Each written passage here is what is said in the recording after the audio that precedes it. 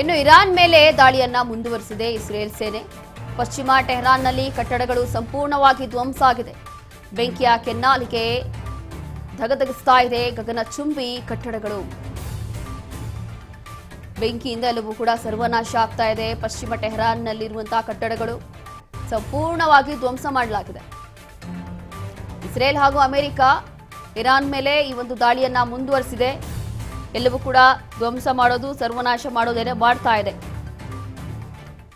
ಹಾಗಾಗಿ ಪಶ್ಚಿಮ ಟೆಹರಾನ್ನಲ್ಲಿ ಕಟ್ಟಡಗಳು ಸಂಪೂರ್ಣವಾಗಿ ಧ್ವಂಸ ಆಗೋಗಿದೆ.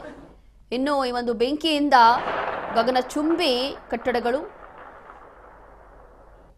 ಧಗಧಗಿಸ್ತಾ ಇದೆ. ಈ ದೃಶ್ಯಗಳಲ್ಲಿ ನೋಡಬಹುದು. ಎಲ್ಲವೂ ಕೂಡ ನಾಶ ಮಾಡಿರುವಂಥದ್ದು. ಪಶ್ಚಿಮ ಟೆಹರಾನ್ನಲ್ಲಿ ಕಟ್ಟಡಗಳು ಸಂಪೂರ್ಣವಾಗಿ ಧ್ವಂಸ ಆಗೋಗಿದೆ ಅಮೆರಿಕ ಹಾಗೂ ಇಸ್ರೇಲ್ನ ದಾಳಿಯಿಂದ. ಇಲ್ಲಿ ಇಸ್ರೇಲ್ ಈಗ ದಾಳಿ ಮಾಡಿರುವಂಥದ್ದು.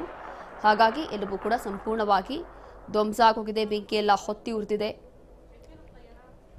ಬೆಂಕಿಯ ಕೆನ್ನಾಲಿಗೆಯಿಂದ ಧಗಧಗಿಸಿ ಗಗನಚುಂಬಿ ಕಟ್ಟಡಗಳು ಸರ್ವನಾಶ ಆಗೋಗಿದೆ.